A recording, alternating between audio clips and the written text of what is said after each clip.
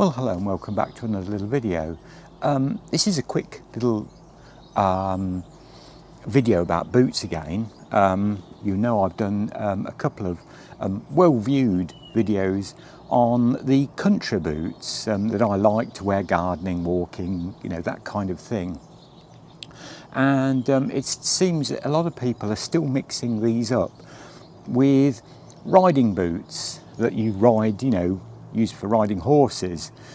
There is quite a difference between what I was inferring are country boots, like the DeBarry range, and some other of the boots I've looked at. If you go back and have a look at those videos, I suppose, I'm not saying you couldn't ride in them, but really they are not what I class and call suitable for riding boots. So I thought I'd clear that up. And many years ago, when I was quite young, one of my first girlfriends was mad keen on horses, and I used to help her out, and she tried to teach me to ride. Riding boots are totally different. Here's a pair that I was given on my 21st birthday. These are black. These are made in the local town nearest to me. These were made by G.T. Hawkins, a very fine boot and shoemaker. Sadly long gone. The factory, I think, has now been turned into apartments. And you can see these come up. First of all, they're smooth leather, so there's no chafing on the saddle or any part of the, you know, the horse, and they're quite firm leather as well, unlike these country boots, which are very soft. So there's more protection there, and should stop, you know, the saddle chafing you as well, because they're quite firm leather. We have a heel, very important, to stop the boot sliding through the stirrup, obviously, and that's just over an inch, probably inch and a quarter is what you're looking for. Obviously, these were designed as riding boots, so these have been, you know, made with that in mind. And one big thing here, unlike the country boots, if I hold my thing up, you'll see that it's got quite a rugged sole on these DeBarrys, obviously designed for country walking, whereas a riding boot should be really quite smooth, like these, quite a smooth sole. Obviously, you don't, if something occurs and, you know, your foot wants to come out the stirrup, you know, if you fall off the horse or the horse rears up or something, you don't want any, you know, chance the stirrup catching and, you know, snagging your leg, and, you know, you could be dragged along, you know, with your foot in the stirrup. So they're smooth, you know, to a point on, and that is a proper riding boot, as I say. These were built, well, you could say they were built, they were handmade. These were made before zips came in, and so they're getting a tall, stiff boot on like this is quite difficult. You need boot pullers, and you'll certainly need a boot puller to get them off. I do anyway, being that tall, but very comfortable when on. A nice hard toe there again, you know, a bit of protection there, and look very smart. As I say, these are now 45 years old, and will probably last a lifetime and another lifetime as well. You know, I've kept them well looked after, and you know, to be honest, I never really rode much in these because it seemed such a shame. I had a very pair of old synthetic Loveson riding boots, which got very dirty, and you could hose those down with a hose because they were made of a synthetic. They weren't proper leather like these, but I did ride occasionally in those, and they are beautiful boots. And that is the key difference of a riding boot. As I say, the inch or inch and a quarter, say, heel, the smooth underneath of the boot, the nice stiff supporting leather. They should come up just to under the knee to give you that support, a nice firm hard toe for protection, and so they are quite different from the country boots that I reviewed previous. Here we have another pair. These are a mountain horse, more modern Nice brown colour, very nice made boots these are. These obviously have the zips down the back, so they're beautifully easy to get on and off. There again, you have the 1.25" sole, a nice little bit more rib, but a nice, there again, compared with a country boot, a nice smooth undersole there. And these have really hard protective, you know, if a horse stood on you, you know, that is a real hard protective toe there, which is brilliant. And there again, they come up to under the knee, and they've got the smooth leather, so it won't, the saddle won't chafe, and you won't chafe the saddle.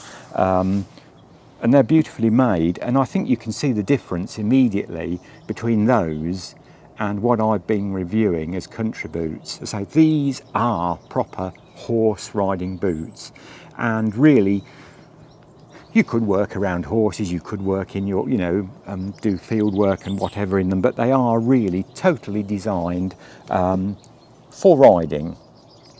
And I hope that clears that up, because as I say, I'm not going to say you can't ride in those country boots, because I know some people probably do, but for me they are not riding boots. They are, you know, dog walking, rambling about the fields, gardening, all sorts of uses, you know, I put them to. You can even, as I've said, you can even dress up in these. They look quite smart, these DeBarrys, they look quite smart. You could go off in the winter in snow, say, or ice, you know, into your local town or city. They don't look out of place, whereas, you know, if I put those on, they might well look very much out of place, because, you know, they are solely designed for riding. So I hope that clears that up and makes that a bit more, you know, make a bit more sense. As I say, I don't want to mislead people. Yeah, the country boots that I review are not riding boots, as I say, in my view. That's solely, you know, there again, I want to just say it's my view and my thoughts on this as always. But there's two great pairs of proper riding boots, and you can see the difference there in those, as I say, totally different to the DeBarrys and the other makes. Tougher I reviewed last time, didn't I? A small pair of DeBarrys. And I've done quite a few makes, and I have got some more makes to come in the future. I've got some Dublin country boots, which there again, there's a crossover point. You know, a lot of people ride in Dublin boots, and so there is a crossover point there that is possibly you could. But for me, there's a huge difference between what I call a country boot and a riding boot, and I hope that kind of explains it in my own way. So as always, it's just coming on to rain, so I'm going to get my boots in. I might, as a treat, or not, he says, I might put my breeches on and put these on inside and just show you, you know, what these look like on. As I say, because they do look different on to the DeBarrys that I've got on this morning here. So there we go.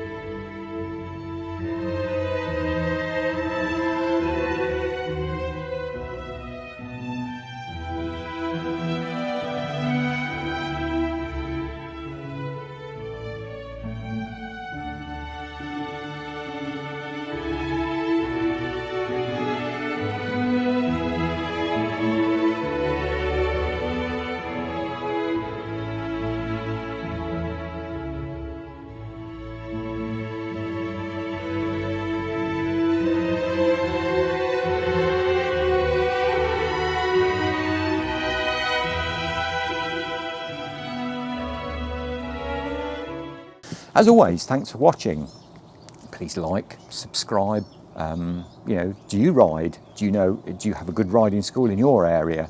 What are you paying for riding lessons? I'd love to know all these type of things. You know, do you probably have your own horse? You know, do put it in the comments. We'd love to hear about it. And anyway, as always, I'm rambling on. So thanks for watching. Please do think about subscribing. It does help us smaller little channels. And I'll see you in a future video. And until then, thanks for watching and bye for now.